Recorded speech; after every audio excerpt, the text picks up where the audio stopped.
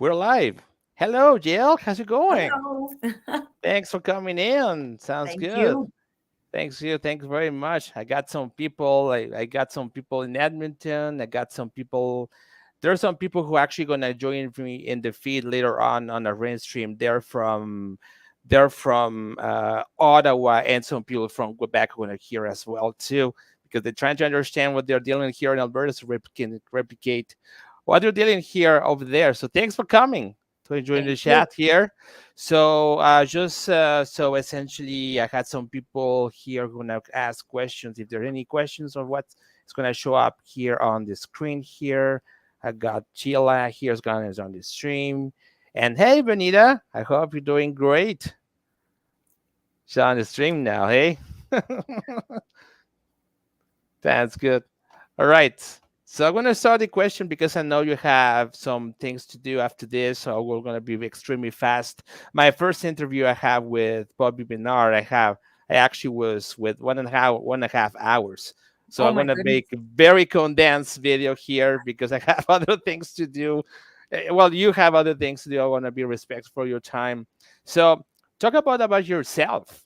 What actually made you make this move here Yeah. as Well, being the I was born and raised in rural Alberta.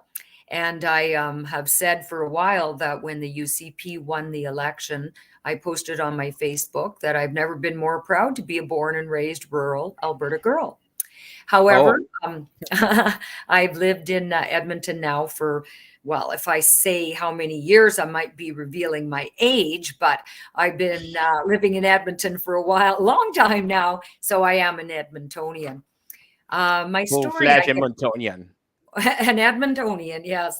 So my story, I guess, is, what I've basically been saying is that I think that my story is a lot of people's story.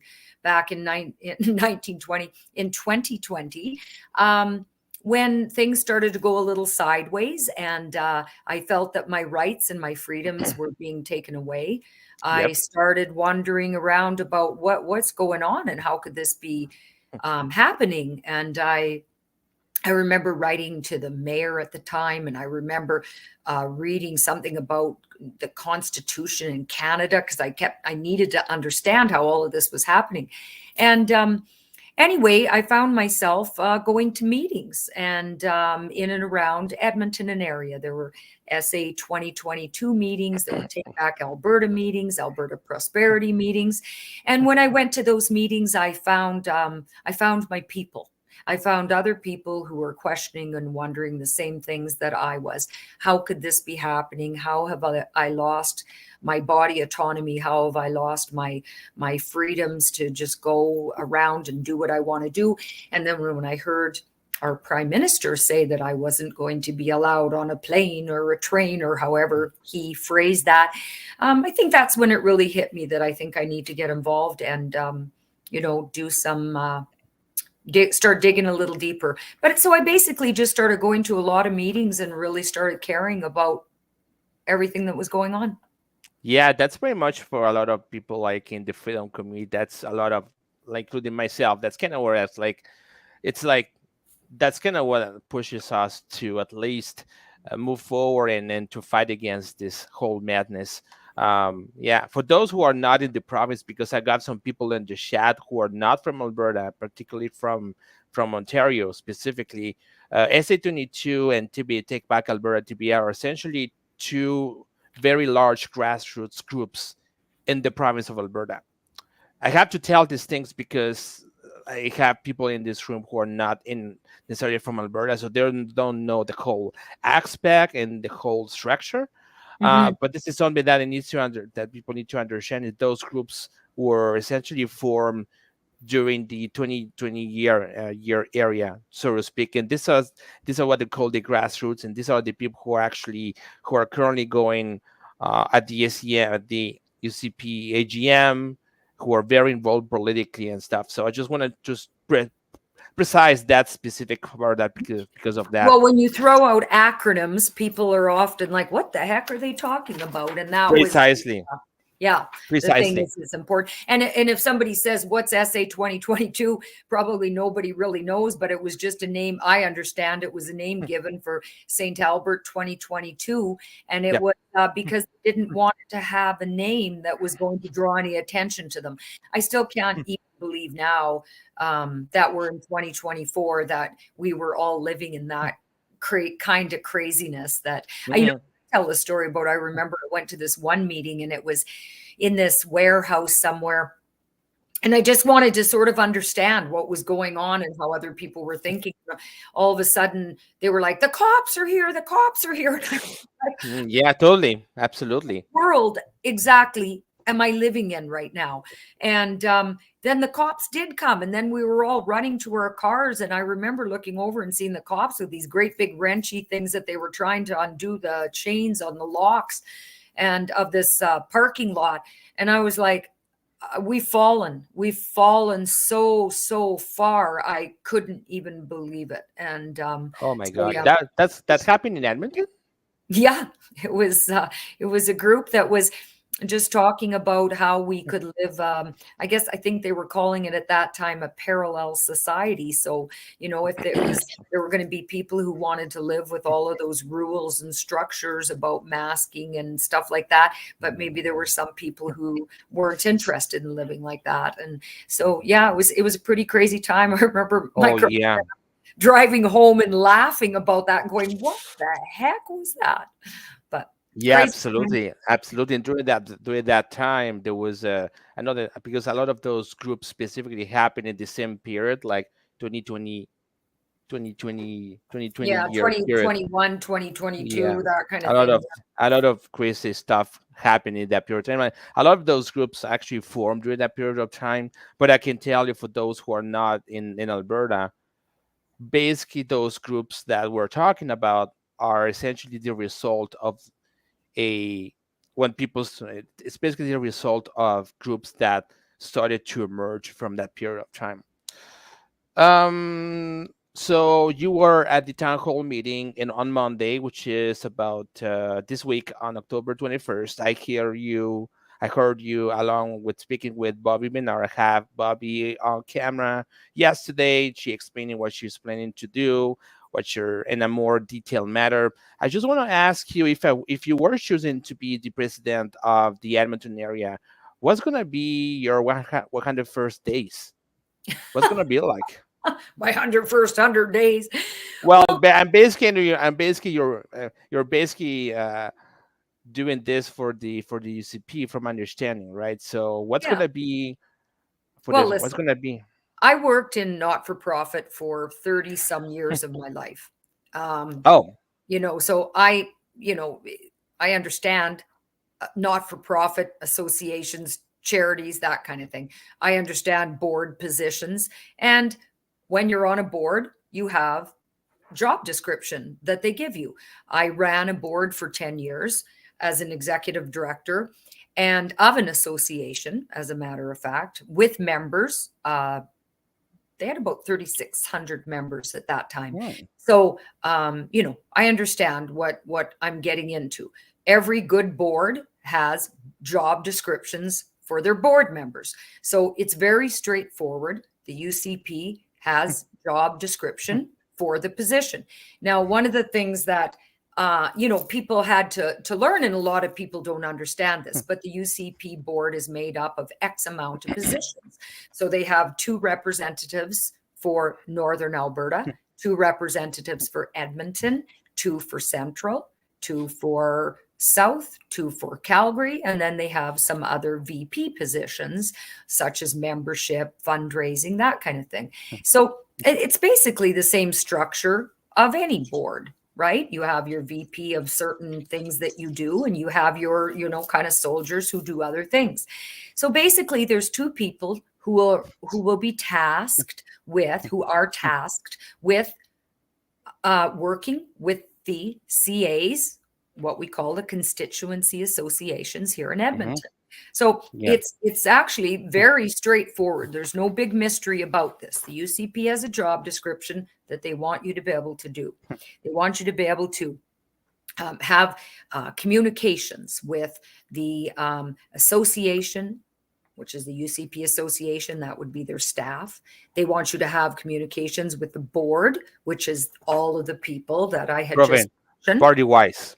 Yeah, well, with the board, which is all the people I just mentioned, right? The two from here, from there, from everywhere, with the constituency associations, and with the executive director who runs the association and the paid staff. So, like I say, it's very typical position. You sit on a Mm-hmm. board, it's a volunteer position. You have to work with some of the staff. You have to work with other board members, and then you have to work. Say, for example, when you were with a charity, then you would work with the donors. In this case, it's going to be the members of the UCP party.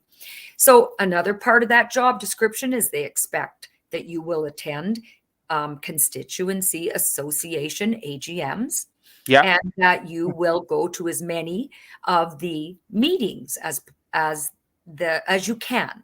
So because there's two people in Edmonton doing this, I would imagine that we might say, for example, I don't know this because I'm not on the board, but this is something that can be worked about. One person can take half, the other person could take the other half, if that's the way we decide to do it. But the main thing that they want, that the UCP Association wants from their regional board member from Edmonton, is that they get involved with the constituency associations. Okay. And then they will want you to work with the ED in communications back and forth to establish, to make sure that there's constituency associations in every CA. region. We know that there's some that are active.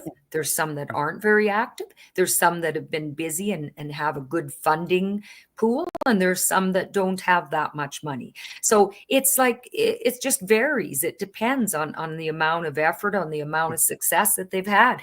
And so they'll, it'll be just, there'll be a lot of meetings and a lot of getting together with people to start trying to guide us down the road of making these CAs successful. So that is the job. That's the job Mm-hmm. description as assigned by the UCP board. That's the Okay. job description I will be doing.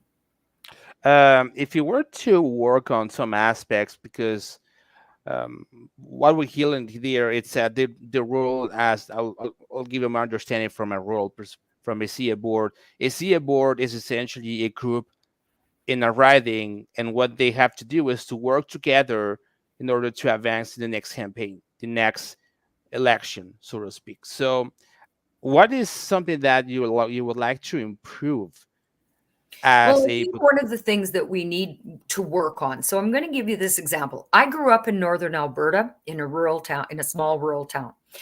Where the rural CAs are a lot more fortunate is that they have community. So yeah, you know everybody in town, or pretty much everybody. And if you're sitting on the board, you're going to know who they are. So correct. when you bring, let's take that smaller idea and bring it up into the city. And what we've got in the city, say in my area in Glenora, we've got a constituency association that is comprised of, I should know this off the top of my head, but I'll learn it, of a lot of different little areas.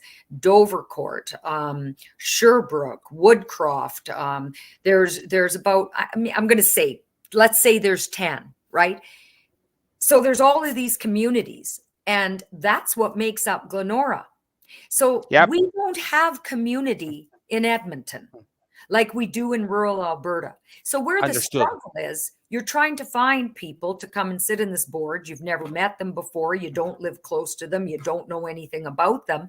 So you're bringing a group of strangers together to sit and try and make decisions about how they can make their CA board better. So right out of the gate, that's a challenge, being in the city versus rural.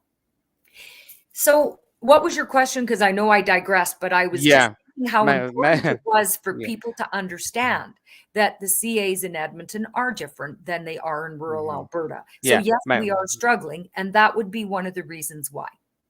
my question was what about if there's any specifics, like if you take all the 20 CAs in Edmonton, what is something that they have in common that you want to improve over time during their mandate? Well, I wouldn't know right now what they might have in common. I guess I could say what they have in common is conservative values. Yeah, yeah, definitely, Now, the definitely. other thing I also know from 30 some years of working in not for profit, which includes about 7 charities throughout Edmonton. And when you're working for a charity, running a charity, um, working as a fundraising professional within a charity, the big component of who you're working with a lot of times are um, volunteers. So, Yeah, one of the things that we do have, well, that everybody has when you're doing this kind of thing, is that you have challenges because there's a lot of personalities. yeah, So, I think it's going to be really important to, get to know each individual CA hmm, and see what maybe some of their struggles are. yeah. So we think that that's going to be the biggest thing. Go and meet with them, sit down, have a conversation, and figure out where you guys struggling. I can't speak for all 20. I don't know what No, their struggles are. So no, that's what yeah. we would need to find out. Okay, fantastic. So this is something that needs to be developed over time and be studied. Let's put it that way. Well, Um, spending time with them and getting to know them, right? true. That's very, very, very smart too, as well. Um, we have a lot of people in the, I will say it in the I mean, Edmonton is a very diverse in terms, culturally speaking. We have people for a lot of countries and a lot of age demographics and stuff. How are you going to convince members who are not necessarily involved directly with the UCP? How you think you're gonna to get men on board and getting involved? Well, again, going back to, I can only speak to my background and what I've done for all of my life in my career. Every charity was different that I worked for. Every charity had different donors and every charity had different reasons. I often Mhm. cite things like this. When I worked for the SPCA in Edmonton, Ooh. I had to have people who had a love of dogs. And so I had a lot of individual donors who supported those charities, that charity. When I worked for Boys and Girls Clubs of Edmonton, I had a lot more corporations supporting the charity than I did individual donors. So the Mm. idea is that it's going to be different everywhere. Obviously, you might find there's a different group of people in Southeast Edmonton than you are going to find in, Northeast Edmonton. But I Yep. don't really think any of that matters. I think the most important thing is that we all have conservative values. We all Hmm. want the UCP to be successful, Yep. and we will just work towards that and figure out how we can do it. I mean, we know that there is talk that perhaps the previous, premier um, wasn't so engaged in CAs, if that's a fair statement to make. So Oh, we might be a little bit no. behind on some things, and we have to. There's a hierarchy in all of this, obviously, right? You've got your premier, you've got your board, you've got your CAs, and you've got your general people in Edmonton. So there's a lot of different levels to work with, and it can't be only from the bottom, and it can't be only from the top. So we need to Mm. figure out a way to engage people in the community. I sit on my Glenora board, and we've already had conversation about that. What are we going to do to be able to get the It's conservatives cool. out of the woodwork?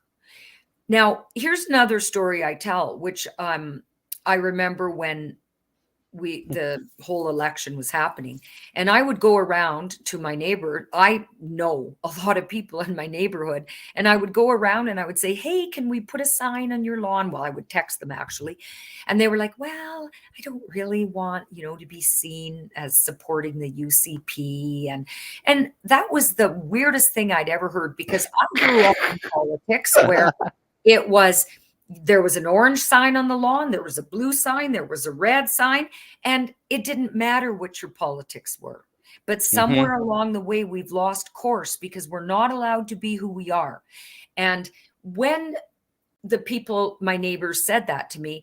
I just went out and got like a, I think it was like a 4x6 sign, and I put that on my front lawn because it was important for me to say, I'm a conservative, proud to be a conservative. I'm not going to Sure. shy away from it. And maybe next year, or next election, more people will be okay with coming out. Outspoken.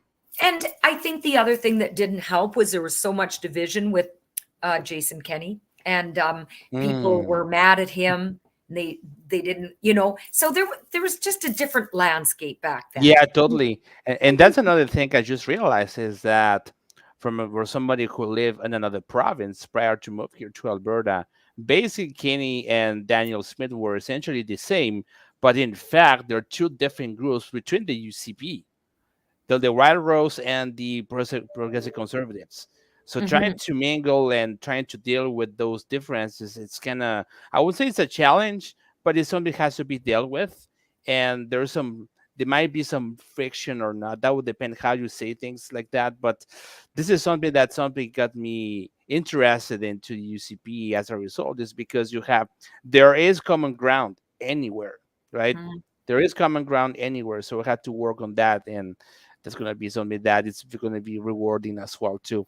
Um, this is a question I ask Bobby as well too, and she responded in a very interesting way. How are we going to get the younger votes on board? Well, again, I don't think that's solely my responsibility, No. but it's going to be a group effort. And again, this is something that has to happen from the top down and from the bottom up.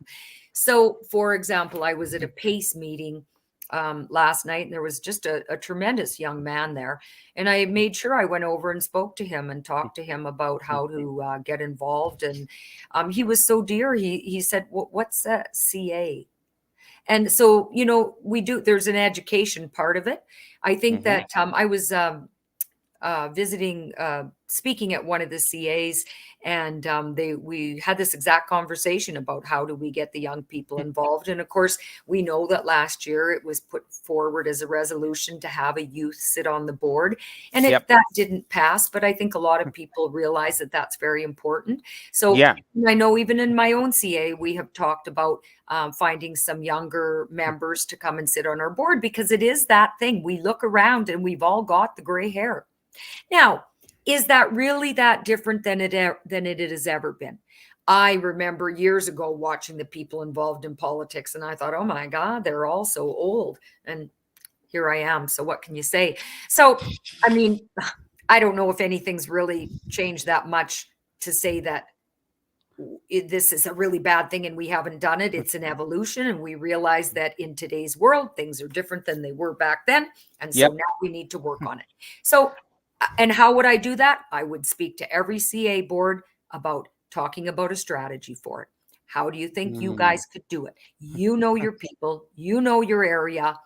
Let's talk about what you think your strategy might be. Yeah, that will make sense. Yeah. So you're going to basically find strategies individually with all CA boards, basically. Well, I think there would be some similarity in the strategy, Oh but let's yeah, say one had a really good strategy. Well, then that strategy is definitely going to be talked about at another CA, right? yeah, Because we're all in absolutely. this together. And if some people are successful, then let's help them. It's Yeah, really quite absolutely. that simple. We're all in the same car. Yeah, and nothing prevents any kind of collaboration between all because nothing prevents any kind of collaboration with other CA boards. Like, let's say that you have 7 CA boards who want to do one thing, like an event or something. Nothing prevents other people from doing that anyway. So that's gonna be a good Yeah. thing. And yes, sure, sure, definitely. Um, I just want to double check this question here. This is one of the things that I just want to double check. When we go into a position like this, like from the board of directors from the Edmonton area, how how you think you're going to get um how would if I see, like, because one of the things I realized as a member of the UCP member, myself included, is that there is no way. Well, because I'm involved in a lot of things, that's where I get all the information, right? I'm in the grassroots, I get the Yes. information. But as an outsider, or as somebody who just paid $5 a year, or just $25 for 3 years, the only relationship that he has with UCP are some emails, and he gets to pay the membership fees. Mhm. So how you're going to work to get them, or to get more involved, specifically to get more involved and not have this feeling they're being left alone. Yeah, exactly. Well, and I think you have to realize that there's a lot of people who are probably just happy to pay that membership and be left alone because they're not really that interested in getting involved, but they're interested, they want a conservative government. But for me, for years, I've always voted. But what would I've ever seen myself getting involved in politics? No, but going back again to what we started, it was something that affected me and it changed me and Mm, made me want to get involved. So I think that it's a matter of just finding the ones that do want to be involved, and we can do mhm, that. I mean, as you go out and you talk to people, that, Max, that you'll run into people. I mean, I was at one of the SA 2022 meetings, and I started talking with this guy who came up after I had spoken. Then we started talking. We found out we freaking live across the street from each other, but in the behind. And he gave me his address and I gave him mine, and we were dying laughing because we all had reverse numbers, but we were like that close to each other. cool. I would have never met him had I not been at that meeting. And I could tell that he was a little bit intrigued about getting involved. So Mhm, I think that fundraising was about relationship building. And that's what this is about, relationship building. And it's not just for me to relationship build, it's for the CAs to relationship build, the board members on the CAs to relationship build. And maybe what one of my responsibilities or jobs might be is to help them relationship build, and mhm. whether that's to put on a little event or help them with it. I mean, that's what I did for 30 years, was fundraise as well. So fundraising is certainly something that I obviously know how to do. And so it's a matter of just relationship building. That's what fundraising is, that's what this is, that's what politics is. It's about relationships. Tell me some points about your platform. Well, a platform. I don't have a platform. I am a woman who is retired, who has time in her hands, who wants to work with CA boards, who has experience with boards, and who wants to turn Edmonton blue. Oh, wait, there's my platform. That's good. So essentially your platform is going to base on your experience with boards. You're going to apply those concepts and skills and experience at the UCP level. That's good. Yeah. That's good. Fantastic. And how long you been a UCP member? Just for fun. How long? That's a good question. And I'm not really sure. I remember voting for Jason Kenney, so goes back to then. And I've always voted federally and that kind of thing. So it definitely, I've been a peripheral, like a lot of the people, right? When it's time to vote, I go out and I vote, and I think I've done my Every thing. 4 years. Every 4 years. Yeah. And for a lot of people in the freedom community as well, they realize that involvement is not just it's not just go in every 4 years and put a ballot in a box.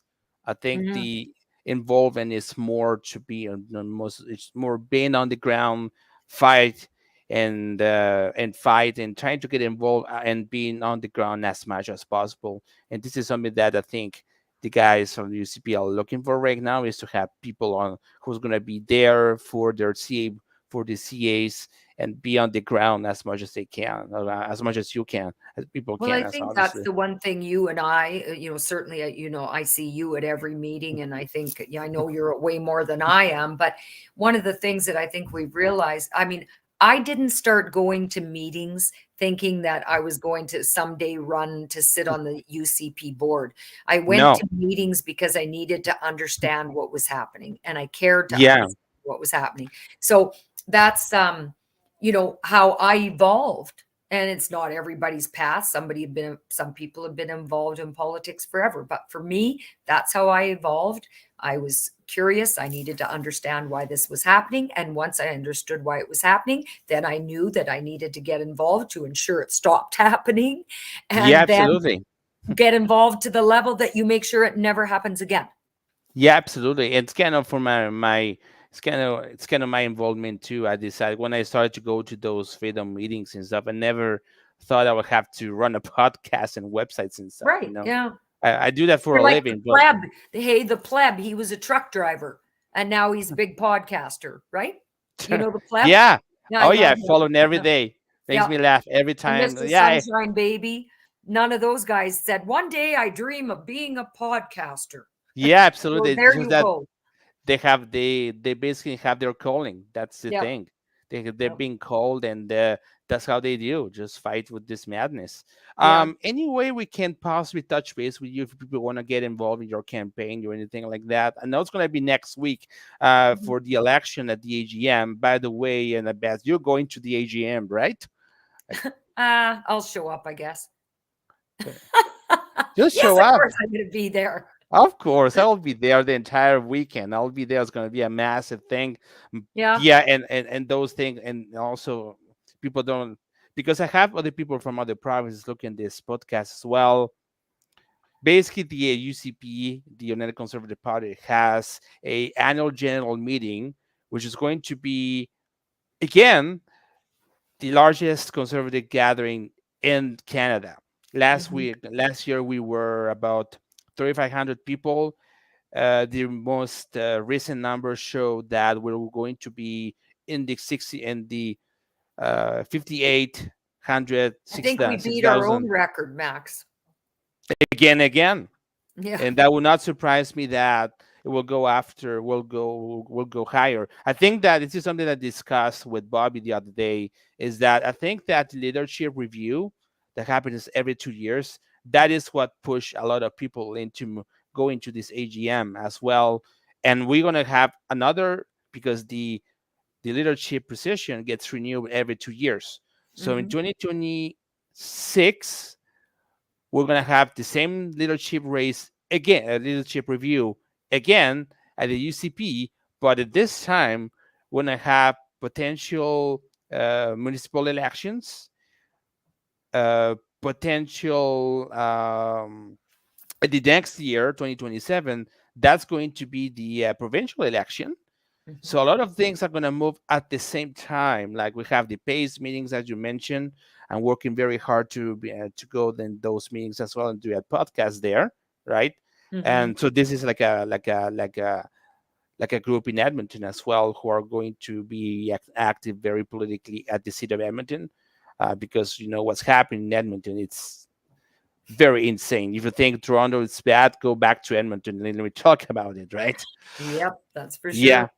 So There's a how do lot we of get work to involved do in? at every level. That's the thing. I think that people are realizing there's municipal work to be done, and it takes, we've got a really great organization in Pace and Edmonton Forward working on that.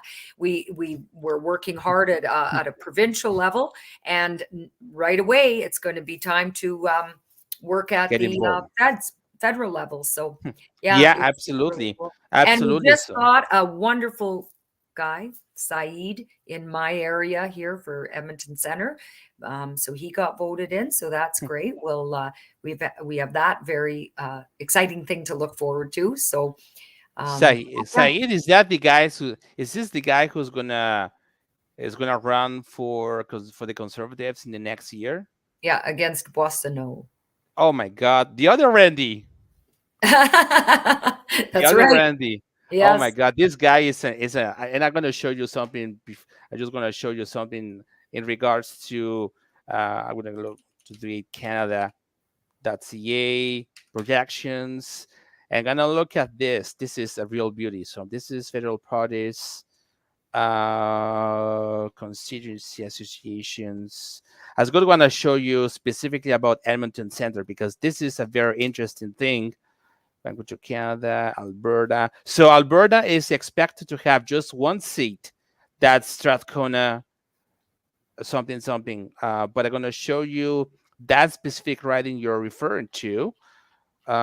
Is that a way that can which is my possible? writing because I voted. Mine, mine too. Yeah, mine too. Actually, when I moved here to Alberta, I got emails and I got some papers from Wise to Know. I'm like, no, get out of here. Yeah, Get yeah, go out. away. No, no, no. It was very bad. Federal polls, federal parties, Alberta, all electorate districts. That's what I'm looking. I'm gonna show for city center, right? City Mhm. center. Oh, that's a good question, by the way. City center, Edmonton Center. It's called Edmonton Center, by the way. I'm gonna Mhm. show you on the screen basically what it looks like on the screen for Mr. Say. So I'm just gonna go in here and show my screen, present, share screen. I'm gonna share the screen here, Edmonton Center, allow. So this is what it looks like. Edmonton Center. Likely the probability that, and this is boys to know here. So this is Mhm. Randy Boysonold here, right there. And this Yep. is the conservatives right there. The NDP are second. Can you believe they got passed by an NDP right there? Oh my God, I that think we've must be learned Camille. anything's possible. Yeah. Oh my God. Yeah. And this is That. essentially, and that has been updated last week, Yeah. October the 20th. That's literally, I believe, but it's very recent. Like, look, the odds for Sussex, 99%. So Yep. basically, so that's another thing we have to focus on. We have to focus on every level, municipal, federal, and provincial. We focus primarily on provincial now, but basically, if you're gonna get called, if you get involved in the fight, you're gonna have to get involved in all levels. So for those who are doing volunteering Well, and everything. Saeed is my friend, so that's okay. I'm in already. Fantastic. Fantastic. Sounds good. Well, we passed the 38-minute mark, so instead of 20 minutes, Yeah. and I know that I have things to do, so I'm not gonna take too much of our time, but I just want to sincerely thank you for your time and your Yeah. presence. It was very, very, very interesting to have you here, Well, and thank you. I'm not gonna do other interviews like this as well. I'm already starting to. Uh, Schedule some of the meetings and some of the interviews for next week and the week after. I will be at the AGM in Red Deer, that's for sure. And let's live, and we're gonna see you there. Well, And thanks I for your just time. want to take this time, Any Max, closing to thank remarks? you for everything that you do because I think that people, don't understand. You're at everything. You've taken it upon yourself to create your podcast, the Freedom Calendar. You've been absolutely amazing. So thank you for everything that you do, Max, to Oh, support thanks. the movement of conservatism. You're Oh, absolutely amazing, and I'll look forward to seeing you in Red Deer. oh, thank you, thank you, thank you. Okay. Thanks for your time. Yeah, Awesome, thank you. fantastic. Good Well, night. we'll see. Go enjoy Thanks you. your Friday. I'm sorry. Enjoy I your said, go Friday. enjoy your Friday.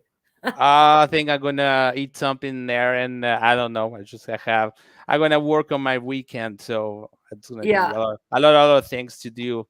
Uh, my plate is full of things. All right. Well, thanks for yeah. your time. Thanks for joining us tonight. Thank you. I know it was a short interview given the time, but I sincerely thank you for your time you spent with me and with the audience right now. I know that there are some people from BC and Ontario watching this clip now, so they can actually understand what they're going through right now because they also have a provincial election right now, and it's being debated right now as to who's going to be Mhm. winning or losing. I Watched sincerely all that last weekend. It was a nail biter for sure. And just when you thought the good guys were ahead, something happened, and now we've got to do all the counts. So pray, fingers pray, crossed. pray, pray, pray, pray, Thank pray. you. All right. Thanks a bunch. Thanks for Okay. coming, guys. Night, night.